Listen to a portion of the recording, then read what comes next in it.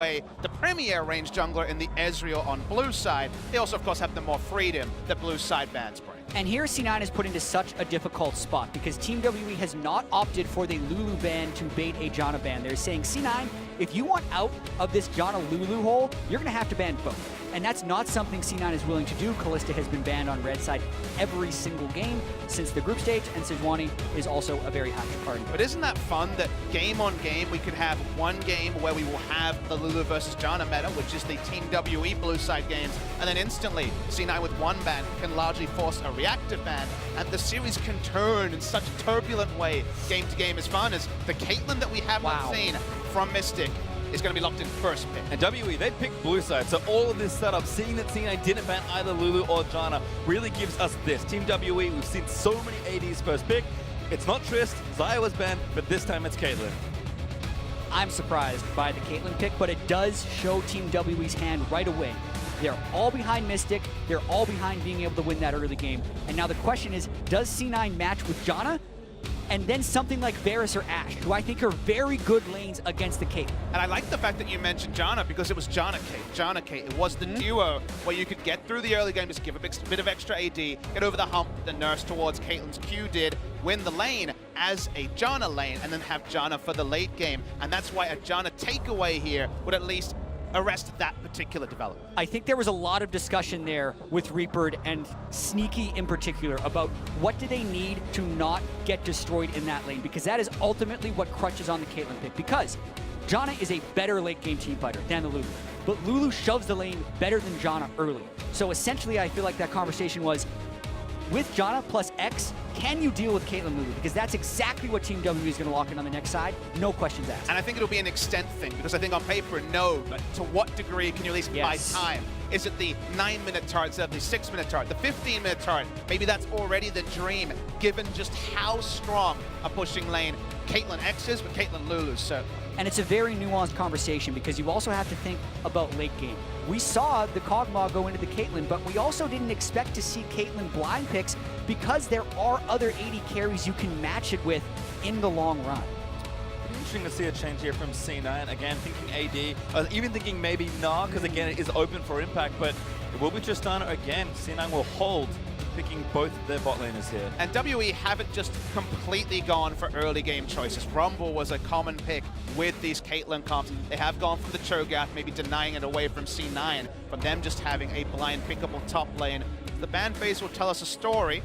No jungler yet selected on WE's side, and Fondy's Gragas, of course, is very famous. Exactly, so they can get rid of the main tank jungler meta as well, which will potentially hurt them in the late game, but if you're talking about early game tempo, there's a lot of warrior junglers that can still bring a lot of heat in the early game. Lee Sin comes to mind, Kha'Zix comes to mind. Fondy's Lee Sin also.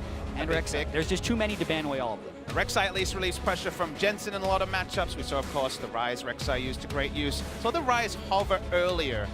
That's going to have to be a last pick, if anything, given that Ryze, outside of Korean teams, definitely been struggling recently. It impacts Shen. They don't want to deal with it. That'll be the final ban for WE. The champion is not Nah, though. So if C9 want to take it now and give Jensen the counter pick, that does set them up quite well. Nah is less reliable, I would say, than the Shen in terms of how C9 wields it, and also with a warrior jungler plus Cho'Gath, there's kill potential on the Nah early to kind of get the top laner through what can be an awkward phase. There's also still this man. What's good top lane? Singed? What else? Only Singed. All right, is the answer there for Impact. That's the famous Ray line from when they locked in Riven at Rift Rivals, but that is the trust that Reaper can put in his players. So both of these guys are fully on board of this Singed pick. It's into the Cho'Gath now. I think it's a much more difficult matchup. Cho'Gath can keep Singed in place with auto attack slows, and that's the Lee Sin we're expecting to see. It's also a potential kill lane if you can hit the Rupture. Oh, this is the other option. Jungle? Yeah, that was the other option, right? Could be Malphite jungle too. Whoa. Okay. That's not that much damage to kill Singed with in the late game. I mean, it's not much damage, period, right? The mid laner choice here, without an Orianna, for example, who has great ball carriers, is going to be a really interesting one. It's just going to be the Corki again as a blind pick. It's very interesting. That's the whole WE put themselves into now. I think you have to. Like, you need insurance, right? Like, you have a good front line. You need maybe a better marksman. Ooh. It is. Just forget about this one. Full early game. When they debuted this composition, it was with the Jace mid, but this is also Not the same circumstances as when Team WE first pulled this out. The Caitlyn, blind, C9 gets to plan for it. The Jace, blind, C9 gets to plan for it with Jensen's pick as well. And only the Syndra, Orianna, and Galio banned from the mid lane pool. Wave clear, safe wave clear, to me is what you want, or you could go full assassin and really start to go crazy. The wave clear route is the safer one, and also make the players around the map potentially aid the Singed, and Talia is available. And Pace Your Time, you and I have talked a lot about Jensen's Talia in particular, because early on in the split, this champion did not fit Jensen's profile. He wanted to play around mid, only mid, get the turret, win the game. But he has since evolved a little bit into roaming more and playing around the bottom side. And traditionally, his Talia has been great in laning phase, bad post-laning phase. That's the transition Jensen would have to make here. But mainly, if he gets out of laning phase, C9's probably feeling pretty good.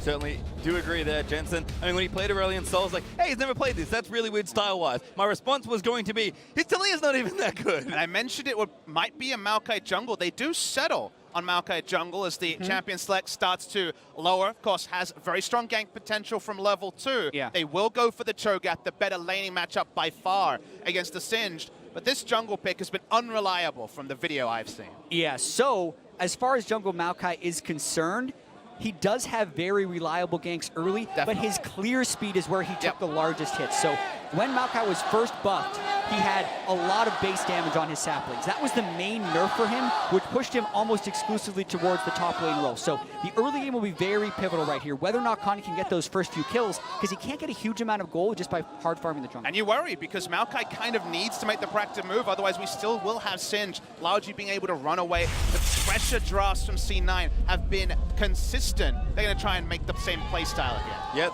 kind of sitting a little on the other side, actually. I mean, as far as early playmaking goes, early aggression goes, have to favor WE given how they pick C9 now. They're forced back a little late, and their biggest strengths have been early game, and one of their weaknesses has been mid game. So you have to navigate a tough early game and then play someone where you know you're not as strong. Yeah, it's a good point. They have mid lane priority still with the Talia early, and they have the Jarvan who's happy to invade into a Maokai, but the side lanes are more unreliable, especially bot lane, which should be very much WE focused. Ignite from Shi. Yep, he's in there. Everything is in that early game pressure. The flash twisted advance from Condi will be the gank of choice against what is a cleanse Jensen and a Singed top. And that's why I'm interested to see, does Contract's job change from being the primary early game ganker, the invading jungler, into maybe a bit more like we see from Blank, fighting for vision around mid, because if they can double control ward both sides of mid lane, it relieves so much pressure from Jensen when it comes to those twisted advance engages. All right, now Impact and 957 just hanging out. 957 got a couple bits of damage with the Vorpal Spikes as Condi lines up his first few saplings. Looks like both junglers will be starting on the same side.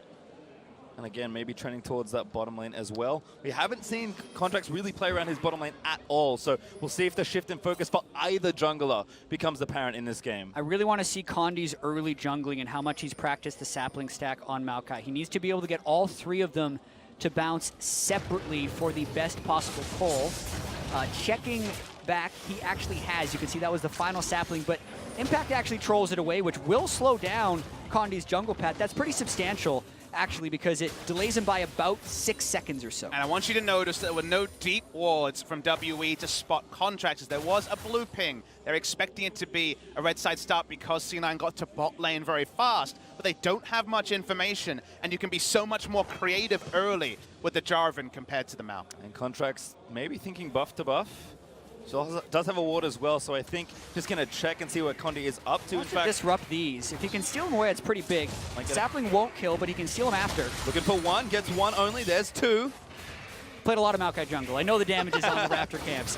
It's very slow, but that is exactly how you want to play it. The saplings do much more damage when thrown in a brush, and then do a dot over time, so it's actually pretty easy to steal them as well, because you see the burst, and then you know it's going to tick out. And it's also the right timing. Talia had pushed in Jace. Jace couldn't leave. One of the small times they'll have their lanes in the right spot, given that top and bot lane should go better for WE relatively than other times. They get the little contest, they back away. Low risk, high reward. Yep, ward as well. Also will likely protect Jensen, so the aggression that maybe we expected from Condi, a potential level 2 gank, is at least scouted out for now. But again, Condi staying on those Krugs, maybe towards that bot side as Contracts just clearing the rest of his jungle. And this is not the same matchup as Singe versus as Maokai in the top lane. The Cho'Gath has much more kill pressure and is much more threatening, especially when combined with the lockdown of the Maokai early in the game. I'll be very curious to see if Impact goes Spectre's Cowl as his first item instead of Haunting Guys, thanks to the increased threat. Yeah, that was the point I was going to get to, is I don't know how married he is to the Leandri's Rush build that did find a lot of success in game one.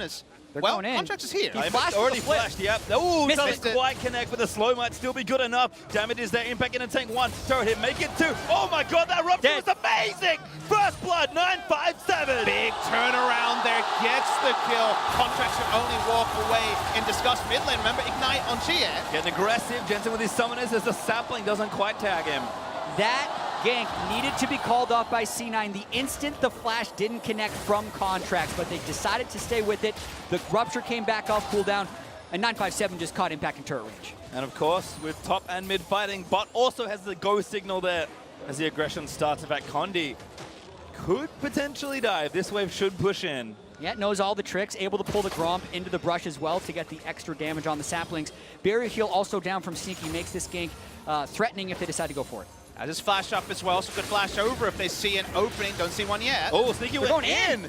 Very aggressive, actually trying to take down Ben, but Condi doesn't quite go for the dive. The wave not there. Sneaky contesting. He couldn't know, but that actually bought the blasting plant jump there from the Maokai, not knowing what was going on. It was so uncharacteristic given the setup we saw. He'll return all the way around though, Condi.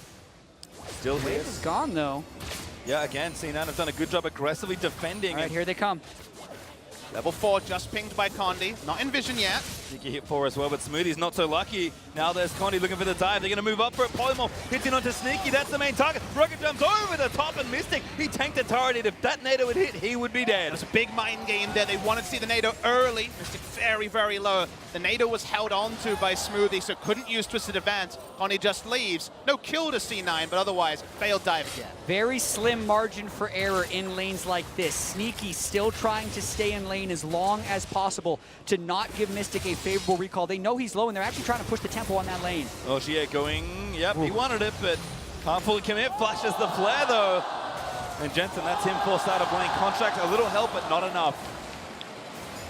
Chinese crowd loves the aggression being shown by Gia. Thought about the flash Q, had the ignite as well. Cleanse up on Jensen, cleanse away the damage portion at least, but Gia knows he has to play on the front foot. Usually, remember, he's the one who also, like 957, is just kind of enduring, playing the wave clear, buying time for Mystic. He's probably still very much going to be involved in buying time, but in this time, it's buying time with just being a pressure valve in there. Well, C9 couldn't have known that Condi left the bot lane, but actually a good recoil timing here for them. Sneaky catches up a little bit in farm. Ben's going to pull the wave here. And again, make sure gold goes to Mystic. And they both got BF Sword on their own back, as well as being able to get a health potion onto Sneaky. So early laning phase-wise, that's about as well as it could have gone for C9, with their summoner spells also coming back up shortly. I basically nodded my head and said, yep, better than expected for what the lane looked like. Caitlyn, Lulu, and the early trades that were going very, very well. Aside WE. Might be the tagline for the series at this state, but you can see Mystic as Caitlyn. 2 wins and a monstrous CSD at 10. And what the worrying thing would be for C9 here is actually the top lane not going to expectations for the Singed. He's pretty far behind the Cho'Gath, and you're going to have to deal with some stuff going down later, but Mystic has flash. He's got some Contracts, maybe going to try and outplay, doesn't quite read it, but the Tornado is good. Still, damage turned back in onto Smoothie, who gets polymorphed and forced to flash away. Sneaky too low to try and keep fighting. And C9 overcommitting on 2 separate ganks, nearly getting themselves in trouble, which is interesting because the early game is so heavily in the favor of Team W, it's almost like C9 is trying too hard to prevent it from happening. Yeah, Talia made the first roam. She would have been there first, didn't use the weave as well. Now mid lane, she still has flash. Ooh, forcing a flash just from a bit of snow popped into the mid lane. Well, essentially, he needed to flash before the Singe cast his grounded effect. Otherwise, he would have been slowed enough to get hit by the seismic shove. So it's a respect flash, and it shows the threat of that gank. Grounded effects are so limited in League of Legends. It's only Cassiopeia that had it with the Miasma, but giving it to Singe ended up, alongside some other tweaks, being a really big buff. The Singe, you don't often see Singe forcing a reactive gank the moment he exits the Fog of War. Well, certainly C9 Pretty even kill here, which is good for them. Although Ben gonna get aggressed on. That heal may save his life. Very aggressive. And the shield is get him! Sneaky gets a kill. They're gonna go for two. Mystic, no summoners left. Sneaky outplays them. Sneaky and Smoothie in lane. 2v2 Mystic and Ben. That is massive for this game. And it was in a losing matchup as well. It's Sophie gets them pressure bot lane and pressure now mid. Jensen v Condi. Oh, the shot barely missed. GA does take that contracts in Jensen. A heartbreak to not get the kill. Flash auto is in, trying to block it out of the way. That auto was not good as Jensen gets a shield by Jana. And it's actually the bottom lane that is holding things together for C9 because both times Contracts has gone for a kill on the solo lane, it has gone awry. Shie and 957 keeping this game even. Maokai flashed in and the auto attack went to him instead of Jace. Probably would have killed the Jace. No extra AD from Smoothie available at the time. A game of inches in the mid lane. Only big seismic lead is Sneaky and Smoothie though. That first purchase, being able to get the BF sword, made this play possible. He should have been down in AD given the matchup, but he was even, and that was so big. And when we talk about Mystic, he's a great player, but he's a greedy player. And this was a greedy play by both Ben and Mystic. They weren't even close to winning this 2v2. They just didn't expect C9 to have the aggressive move just based on the assumption that Caitlyn and Lulu was unbeatable in lane. Big miscalculation. This is the replay also. The wall over. Remember, Gia's flash was used earlier. They come in here. Watch how close this gets. Ignite means that Contracts will go down. One auto. Next auto should kill him. Doesn't in this case. And also, the missed seismic shove by Jensen, so critical. He was knocked up by Contracts EQ, which if he is just waiting for the EQ knockup would have made it free. Yep. But he wasn't on the same page of Contracts. He was placing the seismic shove for where Shie would have ran. Instead, he got interrupted by the knockup from Jarvan, didn't get the kill. Well, let's take a deep breath. We're 10 minutes in, and sure, top lane hasn't gone exactly as planned for C9. Remember that we entered this game with the expectations from the draft. WE are early game focused. Get that big lead, get the bot lane turret. Getting the bot lane turret looks damn hard given they lost 2v2. The turret being up at 9 minutes wasn't a guarantee. It's going to be up, it seems like, as long as C9 damn please, barring a big TP gank bottom. With the scaling advantage, C9's equal in goal. And C9 might actually be going for a play here, teleporting in with impact. The question is, are they forcing too hard? Because they're committing maybe even 5 if Jensen comes down as well. They are more than going for a play. TP in from 957 could call it off. Jensen coming down, 957, running interference, gonna get knocked back in. Sneaky taking through the turrets with Jensen, huge shove there. Sneaky now gonna jump it up to 957, and that isn't quite enough. Jensen barely gets to kill Monsoon from Smoothie, trying to reset the situation. Contract dunks Ben and forces his flash, but Condi a little too low, getting the charge down as Impact will get that one. Sneaky still low, Mystic weaving auto attacks in towards him, but they just walk away. And the slow play actually works out very well for C9 as they're able to get Jensen shoving 957 back over the wall and had 5 people there slightly sooner. It didn't end up being a turret dive at all. It just ended up being kind of an awkward fight in the jungle. It doesn't need to be a turret dive because they got 2 kills. They push in the minion wave. Talia will push in the mid lane minion wave as well. They win in more places than necessarily taking down the turret. Remember, this is off script. WE want to be making this same play around the enemy turret bot lane. It looked like an overforce, but they never actually take turret aggro. They turn on to 957, and they almost burst him down instantly. And it looked a little dangerous as well with Contracts going right into a giant Cho'Gath, but the Cho'Gath never had Beast for that play as well. A beautiful ultimate by Smoothie, also forcing flashes at the end of it by Contracts, and they just run down Condi, who they already know is flashless. 2 flings, 2 kills because they were out of the turret. They did not tank it before they needed to. Remarkable restraint for C9, who still are doing the opposite of what you would expect. Full dive on Jensen. Yep, oh, 1v3 right now. Condi's gonna try and save him. That's not nearly enough. 2 can play the game of playing around mid lane and sending a 3-man dive. That was a vintage C9 move in the regular season. Jensen with no flash is punished, but C9 now trying to collapse as well on the mid lane. Just think about, I'll hold the point. Untent here for Triss. Tornado, not enough. Smoothie flashes in. Actually, maybe gets a little bit now. Condi, he's dead yet. No flash, no chance. Sneaky. Jungle Maokai is a low-income version of Maokai, and Condi is far behind the curve right now. His farm was somewhat disrupted in the early game, but unable to pick up too many kills or assists makes him very squishy right now. And one thing I want people to take away is the play WE made wins in every way if bot lane had actually been the early turret going down, because this in draft phase should not according to the calculators of WE, been sneaky and smoothie on Justana Janna, rotating mid first, actually being able to cut off Caitlyn Lulu. Caitlyn Lulu should win the lane, push down the turret, force C9 under a turret basically, and then roam first. But the bot lane winning makes WE's play so much less reliable. Mystic is level 7 right now. They are so far behind and also lose the scaling. First turret going down gives C9 a big early game lead. Smoothie also experience lead and a sensor lead. Okay. Good, all right. Also, she is level 11 against Jensen. This game defying expectations. Mystic flashed already, but Contract's there with a dunk. 3v3 though, but Mystic still trying to make it happen. Sneaky gets wounded, but Janna, I think it's a little too much. Sneaky goes in with a rocket jump as Contracts collects credit. She is roaming down from the mid lane. C9 has to get out of here and fast. Well, Janna passive gonna have to kick into high gear. Xie gonna try and make one snipe happen. Sneaky, no ulti, does have flash. Dodges the first shock blast. Keep running though, Condi. He's gonna try and take you down. Rocket jumps out of the way. Monster from Janna. Tornado. Xie goes down to Sneaky. Condi's gonna go down as well. And Ben, my goodness, Smoothie outplayed the hell out of that. Smoothie played so smart, kept onto the ult. It's reapplying Ardent Sensor onto Jarvan and Tristana the entire time. Baited and outsmarted by C9. And Sneaky is having the game of his career right now. In the quarterfinals, 5 kills through 14 minutes. He had 1 kill the entire series last year in the quarterfinals. And Sneaky and Smoothie, as you mentioned, outplayed the hell out of Xie right there. Thank goodness we ran the video right before this game. Perfectly on script. As 5 kills Sneaky, barreling towards the second item. So this is what a very early Ghostblade rush will do. Xie 1 rotations with all his spells and goodbye in the mid lane, but the bot lane was where they had the similar advantage. Polymorph gets a lot of damage dropped. Remember that the Maokai basically does nothing. No damage, not that tanky, only level 7. Sneaky's like, cool, gets the reset on his rocket jump, keeps going. This is where most people think it would change, but watch Smoothie. Dodge the shock blast, and then also to the skies is what Xie flashes for, but he doesn't get it because of the tornado, the second disengage from Smoothie. Once he goes down, it's all too easy for Sneaky to finish off more.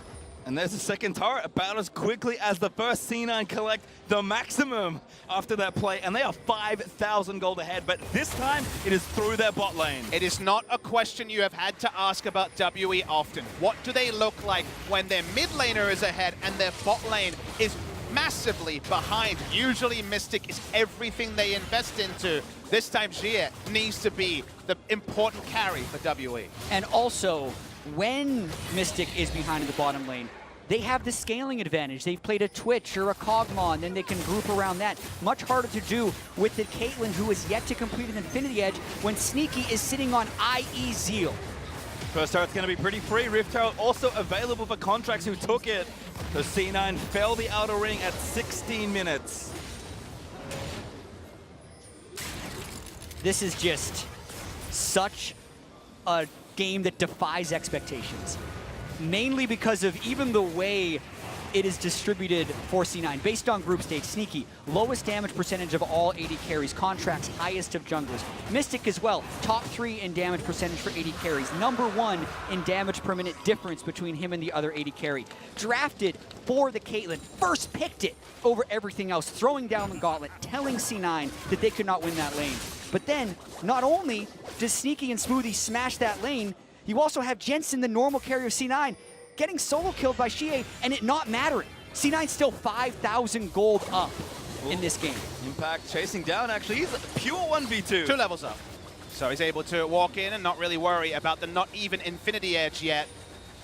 Caitlyn will have to worry about the Youmuu's Ghostblade and already second lethality item completed, the Duskblade there for Xie. So Xie is by far the power deal, and to me, Dad, it's all about what is C9, because the identity was Jensen focused. That was the story in NALCS. They keep reinventing themselves with new picks. Honestly, C9, and if you look at Jensen this series, he's on roam duty. He's on helping side lane duty. Impact singed the big pick in the previous game, and it's all about the bot lane this time out.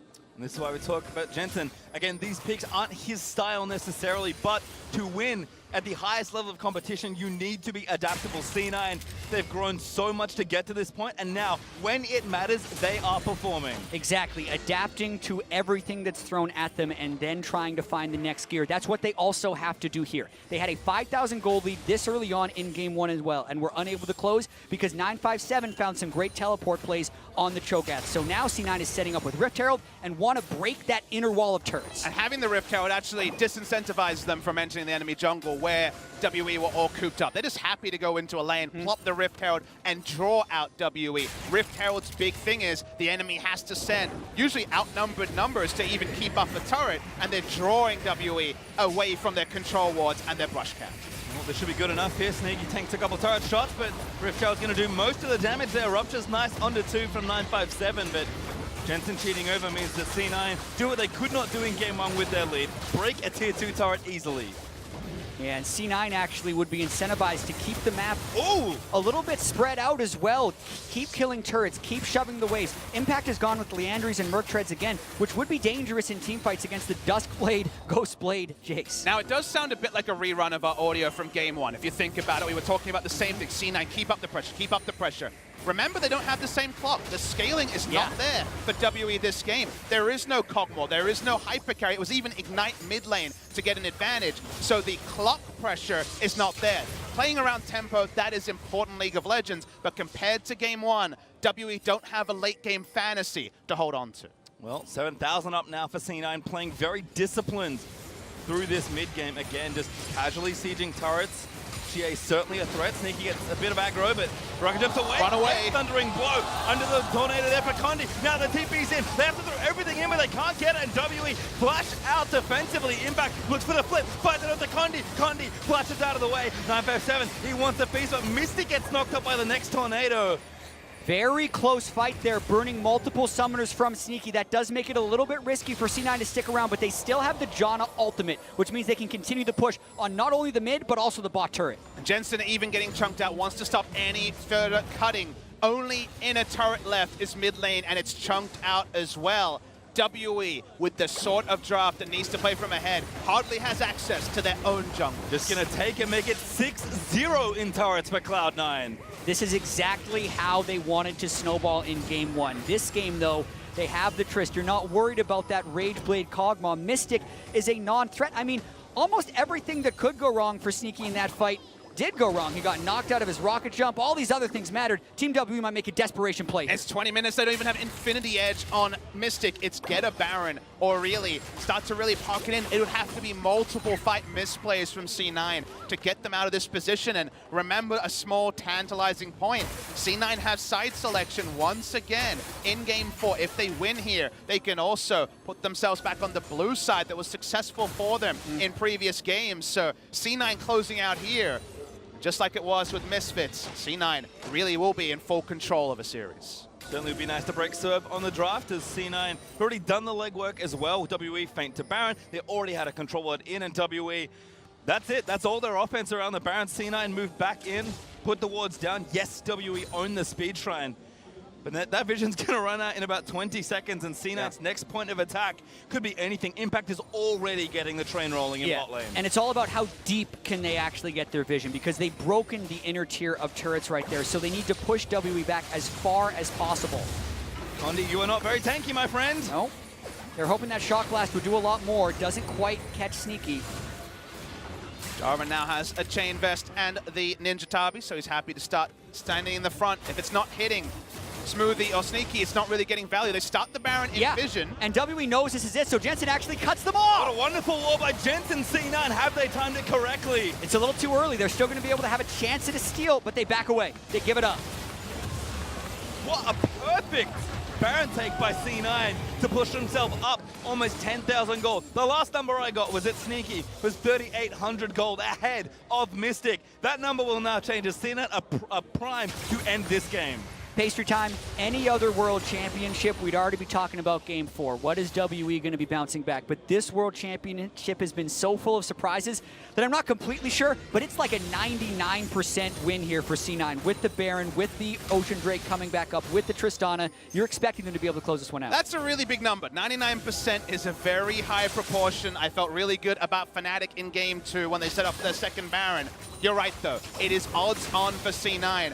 Those sort of shock blasts hitting will at least delay things, but it's going to take some miracles from Shea to make something happen. Definitely lost a few percentage points with that shock blast. One wave goes down. Where are we at now, 97? Yeah, 98.5. Oh. It's going down, but it's so in control of C9 right now. Certainly is. That may be one of the understatements of the series. As Impact and Contracts rotating back in, C9 have a very clear goal. Shove down mid, break that turret, and push themselves one step closer to winning this game. Condi caught out. A flash through the base gate, pops the ulti though. C9 is happy to split up the pressure.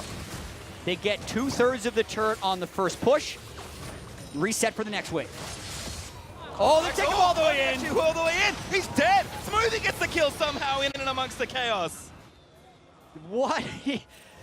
This has been a terrible game for Condi, right? He's gotten pitched down on his jungle pool. They don't give him a Lee Sin, and we mentioned how important it was going to be for him to find success early. It just has not been. He had so many options, but went for Maokai jungle of all things. They rolled the dice and then some. I think they could have gone early game and not commit. Could have been his famous Lee Sin. They went for the Maokai. It has not worked.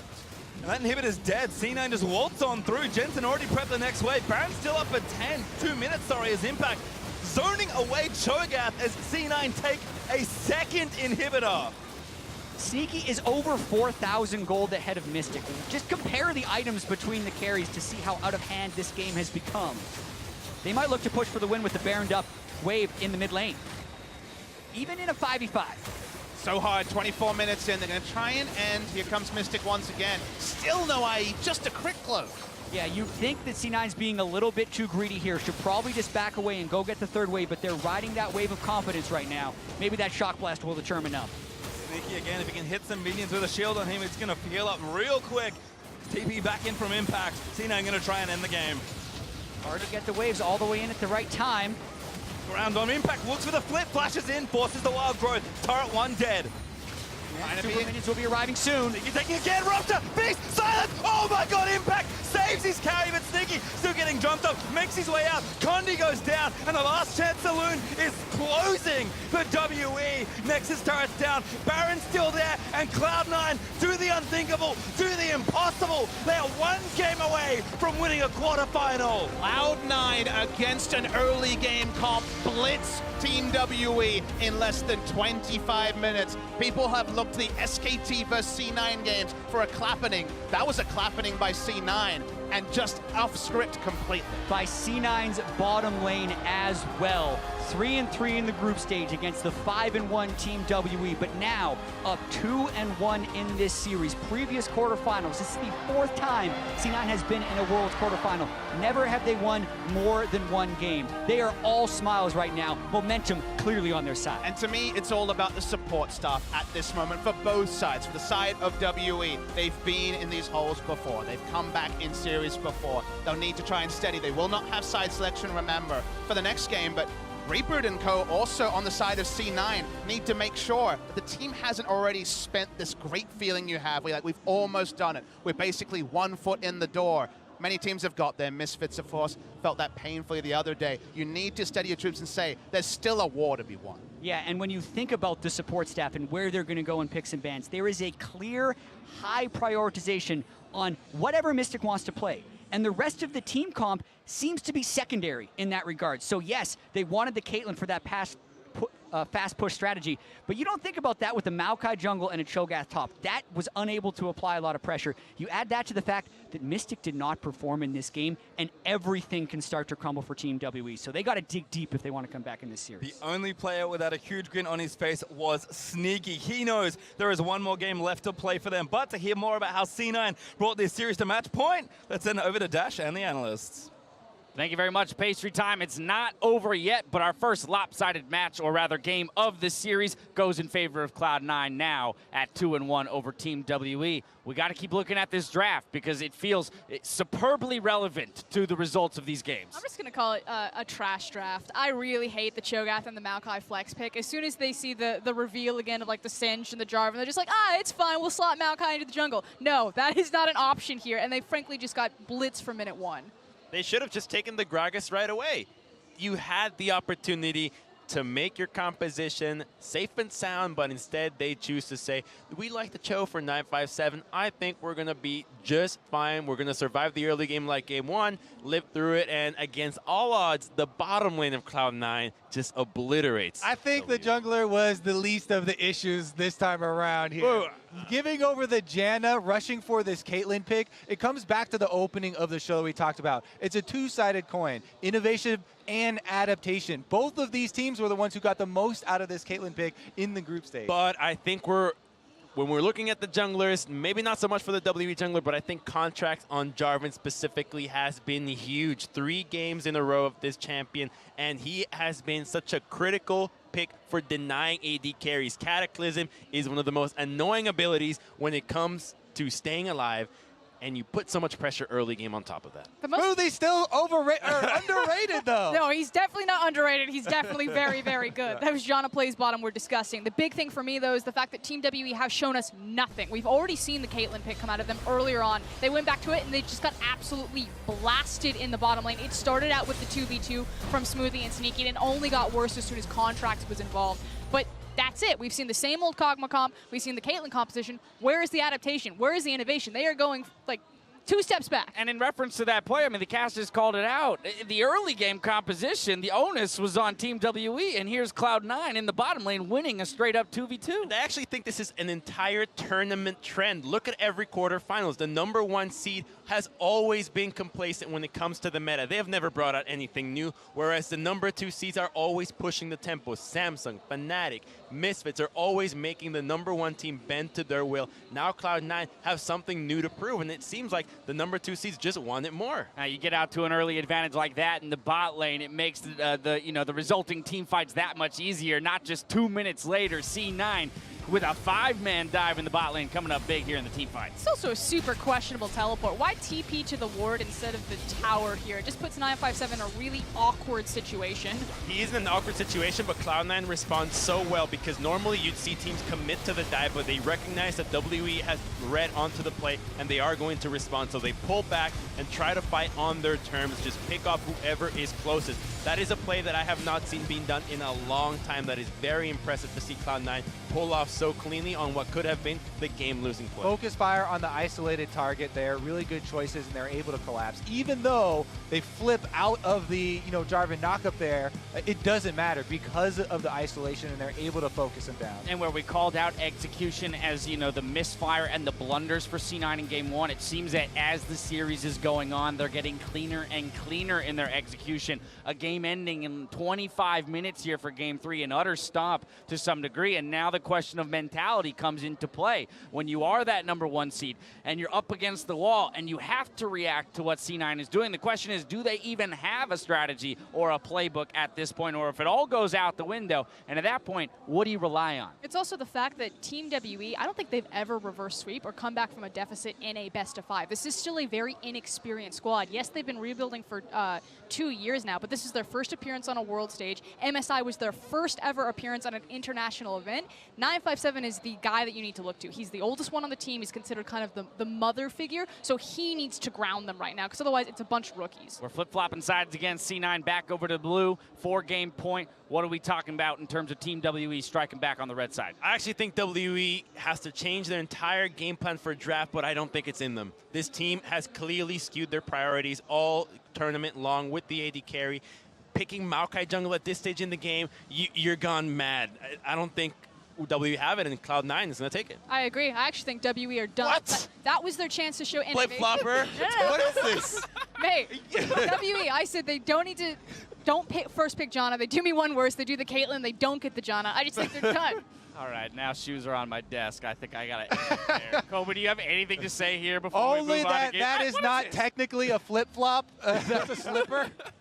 All right, we're losing our minds here as Cloud9 are 1 win away from earning their spot in the semifinals. We'll see if Team WE can stop their momentum in Game 4 after the break. Stay with us.